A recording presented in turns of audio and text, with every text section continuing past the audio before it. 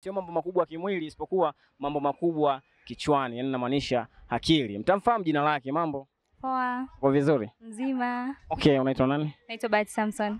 Bahati Samson. Mbona unafurahi leo? Nafurahi kwa sababu na graduate. Okay. Na hebu niambie tuanze story hapa. Sawa? Kulingana na mazingira ambayo umeanza toka kidato cha kwanza mpaka kidato hiki cha 6, unaweza kuniambia ni changamoto zipi ambazo maisha yao kukutana nazo na mpaka leo ukikumbuka moyo huwa unauma? Changamoto hazikosekani kweli. Lakini namshukuru Mungu kwa sababu changamoto zinamfanya mtu awe perfect. Yeah. Awe mstahimilivu, awe mvumilivu kupitia hizo changamoto. Kwa hiyo namshukuru Mungu sana kwa hilo, lakini changamoto ambayo sitaweza kuisahau kwa kweli katika safari yangu ya elimu ni kuhusu kuumwa. Okay. Yeah. Yaani changamoto ambayo huwa inanikumba mara kwa mara, lakini namshukuru Mungu leo niko fit. Maradhi, sio? Okay, fine. Na nini ambacho baba au mama au aina ya mtu yote yule aliyekuaga na kusapoti kwenye shughuli zako za shule, ni kitu gani ambacho umeshawahi kukiomba alafu hicho kitu kukipata ukajikuta unalia? Sidhani. Hakuna. Okay, fine. Ni nini ambacho kwenye maisha yako toka kidato cha kwanza mpaka leo hii ukikiwaza kuhusu baba na mama unajikuta unacheka tu mwenyewe? Ni upendo wao. Upendo wao? Yeah, upendo wao. Okay, fine. Mambo yenye furaha sana. Sawa sawa. Unaweza ukawaambia nini wazazi? Kitu cha kuambia wazazi wangu ni kwamba nawapenda sana, na muomba Mwenyezi Mungu awasaidie katika maisha yao, wawe na safari ndefu ya maisha ili waweze pia kuniona hata mimi nikiwa katika level yao kama hivyo. Okay, sawa. Na una ndoto za kuwa nani hapo baadaye? Kwa sababu ninasoma PCB na ndoto ya kuwa daktari. Okay. Bwana ana ndoto ya kuwa dokta. Umesema unaitwa nani? Bahati Samson. Bahati Samson, katika mazingira ya kusema kwamba una ndoto ya kuwa daktari, ni vitu gani ambavyo umeviandaa hapa katikati kisaikolojia kichwani mwako ili kwamba ufikie hayo malengo? Cha kwanza kabisa ni kumuomba Mwenyezi Mungu. Pasipo na Mungu kwa kweli mafanikio huwa ni vigumu. Naamini katika hilo. Kwa hiyo namuomba sana Mwenyezi Mungu anisimamie katika ndoto yangu ili iweze kutimia.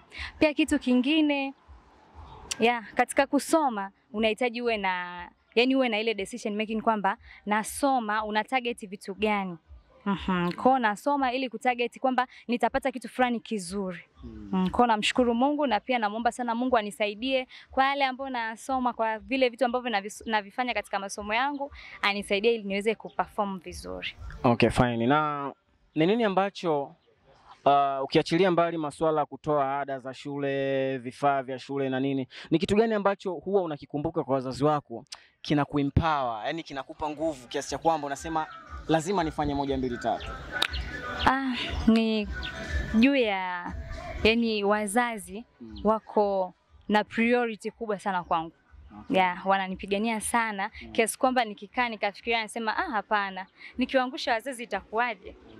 Najifikiria sana nikiangusha wazazi itakuwaje, kwa sababu wamenipigania hadi masaa haya, hadi wakati huu naenda kugraduate. Kwa hiyo namshukuru sana Mungu kwa ajili ya wazazi wangu. Hivyo. Okay, jina la mama yako halisi anaitwa nani?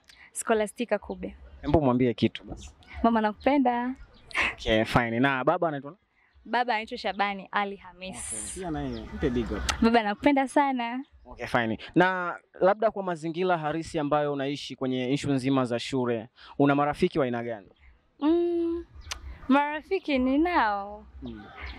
Marafiki wa aina gani? Marafiki nikiwa namaanisha kwamba watu ambao simaanishi jinsia, namaanisha aina ya akili walionayo.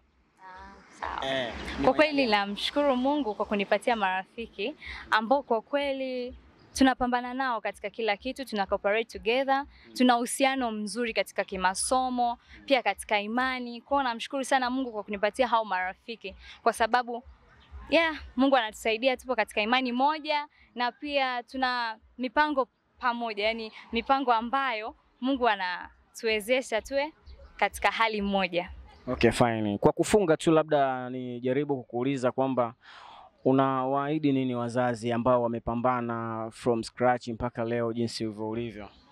Naahidi kwamba sitawaangusha kwa kweli, kwa sababu ni maamuzi yangu ama decision making, ama pia Mungu amesaidia hadi nimefike masaa haya. Kwa naamini Mungu atanivusha na sitawaangusha. Ambition itatimia kwa uwezo wa Mwenyezi Mungu, naamini katika hilo.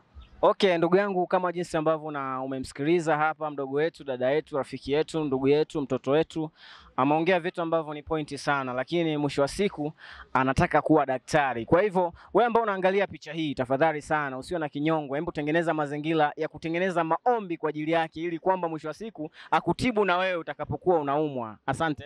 Asante. Haya, poa.